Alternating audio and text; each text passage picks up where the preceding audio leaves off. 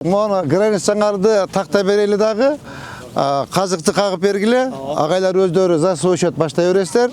Биз эме кабинетке кирип 5 мүнөт өзүнчө сүйлөшүп алалы. Канак. Көрсөтүп бересизби схемасы? Биякта болом өзү. Кана көрсөткүлө. Агай көрүп койгула. Көрүп койгула мынакей. Азыр полоса болгондо ошондо биз эки жактан расширение киргизгенибизде плюс лоток, плюс озеленение, плюс тротуар кошулганда. Велодорожка. Велодорожка. Кыйла 12 метр. Азыр ошо кагабыз полный коюп беребиз. Эгерде силер ичкериге парковка, сарковка коебуз десеңер, анда биз көрсөтүп беребиз. Ичкерге парковка кыласыңар дагы, э? Сөз түрдө Парковка кылышыңар керек ичиндечи. сыртта уже место Я. болбойт. İçinde park var bizim göçönün canında bir de maçtan turbayt. Того эмедеби? Ошкуда. Азыр парковкасын бизге көрсөтүп берсин, ошол жерде биз казын кылып коюп берип коелу. Всё? А то Всё? эң орчундуу маселе бул жерде парковка болот. Ооба. Пробка болот. Всё. Мынакей агайлар көргүлө. Ар бириңер территорияңарды көрүп баргыла. Неме, кадастр келди да? Келди. Ооба, ишти баштай бергиле. Кана көрсөткүлө. Кайерден эметип бересиңер көрсөткүлө. Кийинки с учетом Ичиге кирип кетип калбасын. Я. Мынакей, 10 жазып кой 10 метр деп туруп, Карап чызып бергиле. Минерден бир полоса, минерге даже эки полосага чейин кошулат. Потому что мына 3,5 метрден минерге чейин бир 6 метрге чейин жол болсо, минерден где-то тротуар башталат да.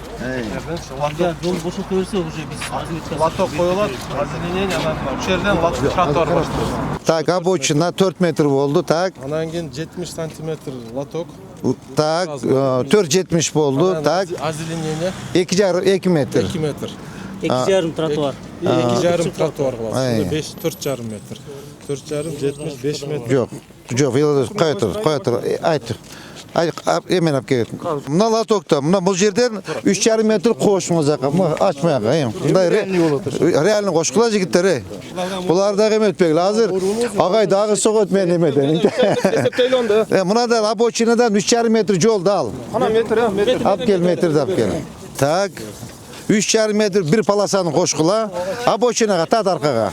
Мынакей. 3,5 метр жолду ал. 3,5 метр белгилеп туруш. Обочина менен, Так, 4. 4, так, эми лотокты ал. Так, бул лоток болдубу? Тротуар эми? Жылдырабыз, ага, жылдырабыз. Ооба. Озеленение. Озеленение алгыла болду. 1,5. Я. 1,5. Ja, 1,5 болот, 1,5 алгыла, 1,5 алгыла. 1,5. Так. Көрөсүз кой. Так, болду, И эми эмне калды? Я. Тротуарды ал, 2 метр тротуар жетет, ооба, 2 метр. Ушуну көп деле кирбейт экен. Всё, болду, ушундай нормально. Агай ыраазысыңарбы? Агай ыраазысызбы? Ошку. Кудай берди агай өзү маланы дагы эмеп жүрбөсүн. Агай ыраазысыңар, качып тургула жигиттер. Сызып, тетигине крес кылып кой, Чоңураак кыл. Тетигин сызып койгула болду. Ошондо жалпы канча чыкты, эме? 8 метр 200. 8 эки, муну жазып кой мерге. Ооба, 8 метр болду. 8 метр болду. Наркын чызып кой, крес кылып кой, болду. Агай, ыраазысыздарбы? Эми мамлекеттин жери. Ооба, агай, мен дагы сизге айтып коеюн. Бул мен силерге эч бир жанагындай силер менен урушайын деген оюм жок, агай. Мен честно говорячи, силер менен бир урушуп, талашайын деген оюм деле жок. Эч кандай. Мен силерге только белый зависть. Только бизди шаарда карап койгула, агай. Мына силер бизнесиңе жүрүшүп атат, балдар окуп атат, силердики чисто бизнес. Шаар бар, сиздер бизнес кылып атасыздар. Туурабы, агай? Шаар жок болгондо каяктан келип окуйт эле? Ошо бир мындай чогуу урушпай, талашпай бирдей болойлу, агай. Мисалы үчүн бир кеч агайга айтып койдум эле 14 жыл деп. Өмүр бою болуңуз, агай. Мен эч эмем жок, мага ойлоп жүрбөңүз, ана мени эч нерсе. Жок, мен каршылыгым жок, агай, өмүр бою. Просто кичине бири-бирибизди сыйлашайлы. Мына караңыз, мына сонун болуп, мынакей эме болуп калыптыр. Пробка жок, татын акпай. Мына карап берем ага, эч кыжат болбойм. Шаар үчүн иштегенбиз. Шаарды мына жигиттер билет. Эртең мына 2 жумадан кийин 3 айлык жарыяланат. Шаарыбыз эртең мына бир аз жашылданбай турат. Эртең көркө киргенден кийин болду ага. Болду ага, кыжат болбойм. Всё. Так, да. Просто ошол жерден чечип бериш керек. Азыр биз проектти коюп отуруп аткан фактически 1-2 метр ойнойт. Кийин аны чызып бердилер деп сөз болбосун.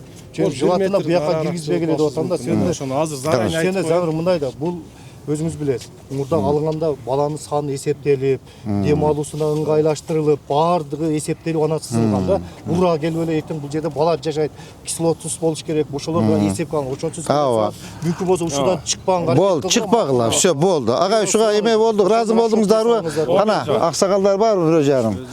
Өзүңүз жок, сиз агай сиз 14 жылдан бери. Кудай берди көзү аз эле. Амин. жаңы кызмат ордуңуз куту болсун. Амин. Мына биз эл баары көрүп атат. Ушу Ош шаары экинчи борбор болуп эсептелет.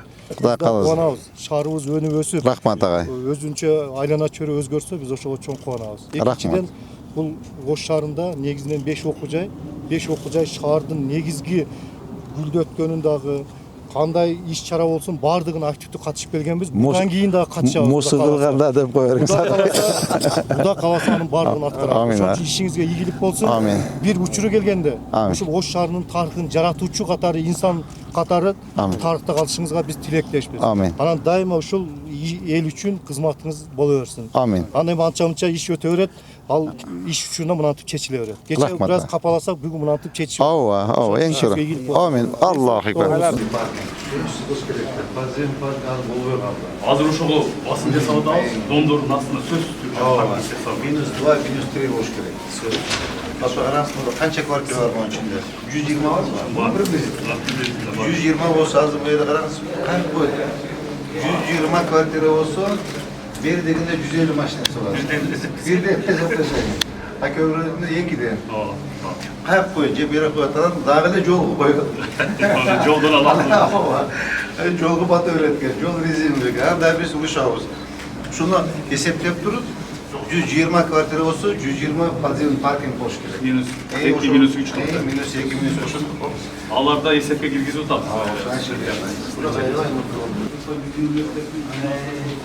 Бизге Ош мамлекеттик университетине өзгөчө макам берилгенде эки тапшырманын бирөөсү ошол 4-муундагы университетке айлан деген тапшырма болгон. Бул 4-муундагы деген сөз ушул түргөнгө салым деген мааниде 984 университет бири ошондо эки Ош шаарында жаныбызда баягы билим лицей деп өзүнчө бир мектеп жанында башталгыч мектеп жакында буюрса сиздин өзүңүздү кошо барып ачып бересиз. Текстил КБК жакта бир мектеп, бир сайдык ачтык. Белгиленет эми билим берүү болгондо шаардын эң чоң проект университеттин медициналык клиникасы. Университеттин балансында болсо гана мыйзамдуу жол болот да. Ошон үчүн ушул жерге берилип, мына мурдагы акыбалы болгон. Биз ушул жерге азыр 20.000 квадраттык университеттик клиниканы куруп атабыз. Мондой клиника болот. Бул больница мындай бир уникальный болот. 20 күндө биз азыр бардык нерсебизди жыйыштырып, только ушуга боорду алмаштыруу боюнча, пересадка боюнча дагы операциялар жасоонун алдында турабыз. Бул жерден биздин клиникадан тиги бизге келген биринчи курстун студенттери ошол бүтүрүүчүгө чейин ушул жерден медосмотрдан өтүп бардык нерсесин жасап атышат. Андан кийин мына ушул жерде ветеринардык клиника деп ачтык. Билинбеген менен мына шаарда ушул ветеринарный клиникага муктаж маселелер абдан көп экен. Мисалы үчүн жанагы жолдун иттер, анан аларды жылда атышат экен. Ошол маселелерди биздин окумуштуулар баягы мындай гуманный метод менен мына жактагы жер ушул жолдун берки метрокко чейинки мына велодорожкалар баардыгы эч нерсе жок жаткан мына жерлерде бир мындай мусоркана болгон. Ошонун баардыгын биз ошол университеттин баланста болгон үчүн мурдагы мээлерге сунуш кылып, мына жердеги проблеманы чечүү максатында ошол жактан жол ачып, анан азыркы мына 500 орундуу автостоянканы өткөн жылы ишке бергенбиз. Азыр ушул жерге биз мына сиз көргөн кече аябай чоң замечание кылдыңыз. Ошол жердеги машиналарды биз мына жерде жаап койгонубуздун себеби ушул жерге даярдап койсок ошол жака барып коюшпайт да. Ошон үчүн атайын ошол жака койгула деп аракет болгон. Мына азыр барып кече сиздин өзümüz киришкенден кийин бүгүн мына бар жогу тазаланып, азыр ушул жерге барып туруп калышты да. Даяр стоянка турса көп учурда ушул Платный ой, бул бесплатный. Бесплатный. Бесплатный. Бесплатный, эч нерсеси Сиздин жок. мугалимдерге, студенттерге. Студенттер, вообще мына шаардыктар эч кимге биз чек койбойбуз. Бардыгы келип ушул жерге коюп атат да. Бул менимче ошол акыркы жылдардагы жалгыз менин стоянка болуш керек ушундай курулган. Ограждениялардын алды тегереги бардыгыны анан эң неме жери биз мисалы заводдун сыртыга акча салсак эле бул мыйзамсыз деп калып атат да. Баягы университеттер башка жакта финансировать этесиңер дегендей. Ошондуктан биз ар түрдүү жолдорду таап тегеректерибиздин дагы аракетин жасап атабыз. Закондордо ошондой жазып калыптыр. Мына келечек муунун кабы деп биз атайын ошол Кытайдагы компания менен робот боюнча лаборатория ачканбыз. Ушул жерден мектеп мезгилинен баштап өткөнгө чоң мүмкүнчүлүктөр жараттык дальше. Агай, Моминова көчөдө турат, э? Ооба, Черемушкада. Бүгін барып келдім. Черемушкада турат. Моздания мен барып келдим, агай. Ушул жерге барып келдим. Сизден бир просьба. Сизден бир агай просьба. Урматтуу журналисттер, мен рабочий формада жүрүп атам, костюмум бар. Мына кишилер бир чарбаны бир карап коюн, анан кудай кааласа агайларга окшоп чипип, зыпип кийинем. Агай, ушул жерде сиздерден бир просьба. Бул элдин талабы, пианкет коюшсаңыз. Агай, ушунун алдында асфальт жол бар экен. Ошо асфальт жолдун арт жагында эле мондай операция экен. Бетонный ограждение бар экен. Моминов көчө. Ушу эки ограждениеге уруксат берсеңиз, агай, муякта келген жол сплошной ачылып калат экен. Пробканы чечет экенбиз. Жарайт, биз азыр барып директор менен сүйлөшөлү. Ошол жерге агай азыр чогуу бирге барабыз. Аз маяк эме жыйыныбыз бар, катышып берсеңиздер. Барып ушул жерде бул агай эме да мына пробканын тыгынын чечиш маселе. Жок, эч маселе жок. Главный 3 метрден бир 9 метр алып берсе, 10 метр алып берсеңиз 3 ограждение. Болду, биз жолду ачып коебуз, тыгын чечилет. Кооператив менен Абдыкадыр ортосунда чоң көчө коет экен да. Мындай келип туура Ооба, мондай ремонт Келип техниканы туруп эле менен. сизге келгенде такалып калат экен да. Бир адресик ошондой. Хорошо, барып көрөлү. агай ушул жерде соответственно ачып бериңиз. Биздин ар бир студент миңдеген балдар бир күндө дипломдук иштерди жазат бир жылда. Ошол мен айтып атам, ар бир дипломдук иш шаардын бир жөнөкөй проблемасын чечип берсин. Биз баягы акча кетирбей кыла турган иштерди биринчи кылсак, анан акча кетире турган жерге неметет да. Ошондуктан көңүл бурганыңыздар үчүн рахмат. Мен ушул университет катары башка ректорлор деле бул жерде мага кошулса керек. Ушул шаардын бардык проекттерин мына азыр архитектура, техникалык багыттар боюнча Технологиялык университети, педагогикалык багыт боюнча Бекмырза Бекболотович, биз бүгүн мына жакында эле шаардын бардык мугалимдерин, Нурбек Сүйүнбаевич, 100% мугалимдерин ошо университетке алып келип окуудан өткөрдүк. Иши кылып баягы биргелешип жасай турган иш аябай көп да. Ошон үчүн биз бардык тараптан ушул нерселерге киришип, колубуздан келишинче ошол университеттин акча каражаты азыр ошол 2,5 миллиарддай болсо, ошонун 70% бул мугалимдердин айлыгына кетет. Калганды биз ошол университеттин развитиясыга күн сайын анан ушундай майда чүйдө курулуштарга жумшап атабыз. Анан калган ошол бизде 20-30 миң күндүз бөлүмдө студент бар да. Ушулардын бардыгын биз волонтер катары шаар үчүн колдонсок болот. Мугалимдерибиздин бардыгын ишке салалы. Ошентип жапатырма киришсек, менимче шаарды тез арада сиздин ушундай чечимдүү аракетиңиздин натыйжасында менимче тез эле бир өзгөртүп койгонго мүмкүнчүлүк бар деп ойлойм. Биздин университетибиз жалгыз жападан жалгыз техникалык жана инженердик багыттарда адистерди даярдоочу университет бул Ош технологиялык университет эсептелинет. Бизге азыр мына 62 жыл болду. Биздин 2 жыл мурда юбилейибизди өткөргөнбүз. Азыркы учурда инженерлерди, инженер энергетиктерди, инженер куруучуларды, технологдорду, дизайнерлерди, экономисттерди даярдоочу университет болуп эсептелинет. Азыркы учурда мамлекетибиздин бардык ушул инженердик тармактарында биздин мыкты бүтүрүүчүлөрүбүз, ошону менен биргеликте эле мына Ош мэриясында дагы биздин мыкты бүтүрүүчүлөрүбүз эмгектенип келишет азыркы учурда. Азыркы биздин университетибиздин дагы бир эми Ош шаарына кошкон салымдарынын бири мына азыркы учурда 95 миллион тегерегинде салык төлөйт дагы, мына ошол жергиликтүү бийликтин өзүндө калат. Ушул дагы биздин айтып кете турган нерсебиз. Анан Оштунун имараттарынын тушунда борбордук көчөлөрдүн коопсуз шаар долбоорунун салым иретинде заманбап акыркы муундагы видеокамералар азыр орноштурулган. Бул видеокамералар шаарыбыздын коопсуздугуна камсыздоодо өтө чоң жардам берип келет. Азыркы учурда мына ички иштер бөлүмү тарабынан кээ бир учурларда ушул биздин камераларга түшкөн видео эмелерди карап, ошонун негизинде кээ бир кылмыштарды ачууга биз аябай жардам берип атабыз. Ошону менен биргеликте Ош технологиялык университетине жаштардын таап Анан биздин окуу жай жалпысынан Ал жерге ошол жерге кызмат көрсөтө турган бир 2000ге жакын студент ошол жака көчүрө турган ниетибиз бар. Өткөндө чечи аракет кылабыз. Айырма болгону себеби биздин мамлекет менен Өзбекстандын ортосунда кээ бир айырмачылыктарга байланыштуу дипломдорду теңдештирип кабыл алуу ушундай маселе жаралып калды. Бүгүнкү күнү Билим берүү министрлиги менен чоң иш жүрүп атат. Агайларыбыз, урматтуу журналисттер, урматтуу коллегалар. Биз мынакей азыр ректор агайларыбызды угуп, мен аябай кубандым, сүйүндүм. Биз действительно жогорку окуу жайларыбыз четтен келе турган студенттерди кабыл ала турган деңгээлде болуш керек. Допустим, башка мамлекеттерден азыр мына келип окуп атпайбы? Азыр сиздерде кайсы Индиядан көп агай, Пакистандан көп, Индия, Пакистан. Дагы кайсы мамлекеттерден бар? Негизинен алыска чет. Ооба. Ошо, допустим, башка мамлекеттерде келип окуй турган деңгээлди көтөрүш керек да. Деңгээлди көтөрүш керек. Урматтуу ректор агайлар, мен сиздердин мына жасап аткан жумуштарыңыздарды көрүп, могу имараттардын ремонтторун көрүп, ички жасагаларын көрүп, азыркы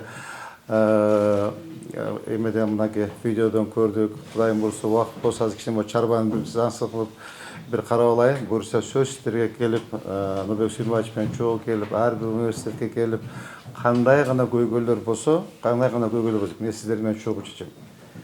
Сиздер менен чогуу чечебиз. Мен силерди образование отталкивать этип, биз башка бир мэрия дегенден алысмын. Силер менен бирдикте чогуу. Силер канчалык потенциалыңар бийик болсо, биздин дагы Оштун эли, Ош шаарынын эли, жалпы эле Кыргызстанга келген студенттер, наоборот, башка окуу жайларына келбей, Ошко келип деңгээлин көтөрүшүбүз керек да. Биз параллельно ошо сиздердин окуу жайыңыздар менен бирге биз дагы Ош шаарынын инфраструктурасын көтөрүш керекпиз да. Мен эң эле негизги көйгөй бизде ошол. Мынакей азыр ушуну алып суктанарлык кылып айтып бердиңиздер. Мен чында белый зависть да, менин жүрөгүм тойду. Бирок мен дагы шаардын мэри катары, мен дагы сырттан конок келсе, менин шаарым деп көрсөтө тургандай болушум керек да, мен дагычы. Анан пробкалар болуп турса, тыгындар болуп турса, көчөлөрдө бардак болуп турса, беспорядок болуп турса, бизде мэриянын жүзү каякта? Мэриянын жүзү каякта? Мен ошол деңгээлге көтөрөйүн деп атам. Мына сиздер канчалык суктанып айттыңыздар, мен дагы эл келсе, коноктор келсе, урматтуу президентибиз келсе, урматтуу генералыбыз келсе, деги эле четтен коноктор келсе, мына Ош шаары монтип гүлдөп өсүп атат деген деңгээлге көтөрүп, мен дагы ошентип монтип преподносить этишим керек да шаарымдычы. Мен как мэр катары это обязан делать. Как мэр катары я должен делать. Ошон үчүн мен урматтуу ректорлор кечээ айтканым ошол. Могу жерде көрдүңүздөр, мына өзү эки полоса жол экен, эки жагынан бир жак капталында студент, бир жак капталында мугалимдер, монча бир полоса троллейбус кеп токсо өтө албайт пробка. Ошон үчүн айттым сиздерге эч кандай нарекание жок. Кудай кааласа, мэриядан кандай гана жардам берсек, мен барып жеринен көрөм, менчи. Мындай словесно барып айтып, эметип жеринен көрүп чече турган болсо, агай айттыңыз, азыр мону эртең келип көрөм. Так, адилет жазып кой. Агай сиз айттыңыз жана маселени, эртең барып жеринен көрөм. Барып көрүп, эгер биздин мэрия тараптан кандайдыр бир маселелер болуп атса, сразу жеринен чечебиз. Чтобы жанагы мыйзамды бузбагандай кылып. Так? Андан башка мынакей эме боюнча, көчө боюнча агай, азыр сиздер менен макулдаштык. Ал эми бул ушу жерде бүт мынабы 9 мап бар экен. Кыдырып айланымда ушу жерге келгенде элдер айтты да, ушу особенно ушу жерде пробка бир келип карап бериңиз депчи. Бул элдин суранычы менен келдим сиздергечи. Мына бүгін Құдай қаласа бүгін мына баарыбыз мына түшүнүү менен кабыл алып мынакей абай үтүнө чечтик. Силер да күйбөйсүңөр, биз да күйбөйсүңөр. Жол кенен болуп турса, пробка тыгындар да болбойт. Силерге дагы эме болот, удобный болот. Урматтуу ректор агайлар, силерден единственный бир просьба. Ушул окуу жайларынын тегерегинде карайсыңарбы же өзүңөрдүн территорияңыздардан көп кабаттуу жанагындай автопарковка, автосаянга жасап берсеңиздер, ал во-первых өзүңүздөр дагы пробка жол көчөгө машинаны койбойт. Өзүңөргө да студенттерге да удобный болот. Керек болсо өзүңөр платный кылып койгула. Өзүңөр акча келип түшүп турат. Ушул эле маселе. Урматтуу ректор, жанагы мусор маселеси боюнча бир карап койсоңуздар, мен баарын билем. Кайсы налог, мен өзү налогду абдан жакшы түшүнөм. Налоги боюнча мен налоги болбосом да түшүнөм да, кайсы бизге налог калат, кайсы налог республиканский бюджетке кетет. Биз жалпы Ош шаары 9,5 миллиард сом салык топтойбуз. Анын 7 миллиард республиканский бюджетке кетет, 2 миллиард 400 миллион с копейками бизге калат. Шааргачы. То есть акча аябай аз калат да. В том числе 90% подоход налог бизге калат, агайсы абдан туура айтып кеттиңиз. Адан кийин жанагы тамарка салыгы деп ал бизге калат, патент бизге калат. Патент азыр жоюп туруп единый налог кылып койду и налог на имущество. Башка каражат жок бизде. Башка каражат жок. Развитие мындай өсүп кетели, мына шаарды өнүктүрөлү, дүркүрөтүп, өстүрөлү деген каражат жок болду. Мына кечээ урматтуу президентибиз менен урматтуу генерал Камчыбек Кудашаев 2 миллиард сомду бөлүп берем деди. Андан башка 586 миллион сом тетиги Мамырова, Калинина, Тимирязовага, Көкүмбей көчөсүнө 586 миллион сомду бөлүп берем деди. 10 миллион бөлүндү, Кудай кааласа эртең бүрсөң калган бөлүнөт. Андан башка 500 миллион сом спецтехникаларга бөлүнүп берди. Азыр акча уже биздин счетто турат. Мына аз күндөрдө мына тендер маселесин чечип алып туруп, анан дальше болду, кире жокем. Техника алып келебиз. Биздин мына спецтехникалар абдан эскилиги жетип да. Тетиги совет мезгилиндеги Урал, Зил, Беларусь тракторлар менен тазалап атабыз да. Ошол маселе болуп атат. Эми мен айтайын дегеним ушул мына жогорку төрага дагы айтып келет. Ошол жанагы турган чечим менен токтоо менен ар бир студентке 45 сомдон бекитип берген экенсиздер. Ошону төлөп берсеңиздер, ал эч жака кетпейт. Ошо төлөнгөн контракттар, студенттер төлөнгөн контракттан 45 сомдун айын эле бизге эметип койгула. Биз ошону инфраструктурабызды өнүктүргөнгө кичине болсо да кол кабыш болот экен да. Азыр мына могу жака жогору жака чыксаңыздар, просто для примера, мынакей Ленин көчө, Курманжан Даткеневиздин атындагы көчө, бош, нар жагы бардак. Невозможно асфальт, слякоть, грязь. Ушунчалык бардак. Красный линияга чыгып кеткен, 8 метр чыгып кеттир. Арсында 4 метр жол калыптыр, бuyagынан 8, бuyagынан бүт барын тазалап атат. Бүт барын тазалап.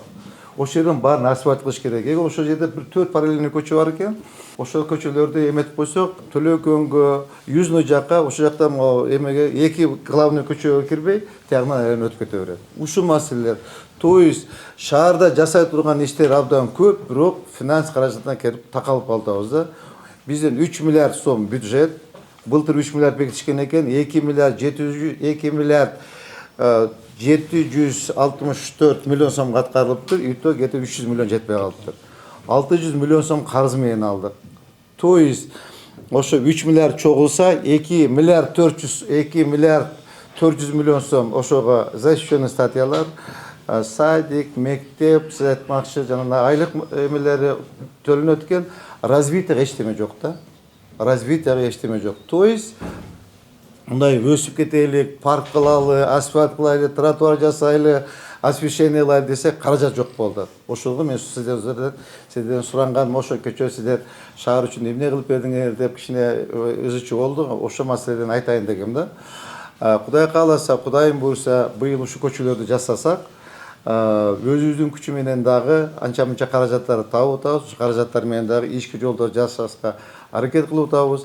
Жана маптардын тегерегинде пригородубузчу, жанагы муниципальный аймактык башкарууларда атырдын негизинде дагы 3 жанагы айылдык аймактар кирген экен. Аякты болсо вообще каралбай калган да. Барсаң аксакалдар, жителдер тим эле эметишет, жардам бериңиздер. Мен айтмайм, мурда эмне үчүн губернаторго айтпадыңыз, эмне үчүн акимге айтпадыңыз десек, алар да жок болчу. Анда биз де каякта. То есть ушул көп мындай маселелер топтолуп калыптыр. Бардык маселени акырында постепенно чечкенге аракет кылабыз. Мына Кудай кааласа быйыл мына бюджетке койдук, 270 миллион ар бир мапка бөлдүк. Постепенно бир 5-6 маселени чечсек, акырын чечип кетебиз. Эми урматтуу жыйындын катышуучулары, урматтуу ректорлор, дагы бир жолу айтып кетейин, мен сиздер менен бир ызычууга барып, конфликтке барып, мындай тирешейин деген оюм жок. Бардыгыбыз максатыбыз бир. Бардыгыбыз сиздер шаардын турдары катары, шаар канчалык дүркүрөп өссө, силерге да жакшы. Сиздер канчалык дүркүрөп өсүп, татынакай имараттарды курсаңар, бизге жакшы. То есть биздин саясатыбыз бир. Саясатыбыз бир. Бардыгыбыз ош шаардын өсүп өнүшүнө өлгө кошуп, бир арабаны татып кетиши деген эле нерсе. Сиздерге эч кандай мен только чын дилим менен айтайын, мына аппараттын атынан, коллегаларым атынан сиздерге мага белый зависть. Эч кандай мен мугалимдердин түшүгүн билем, эмесин билем, проблемаларын билем, жашоо шартын билем, баарын билем.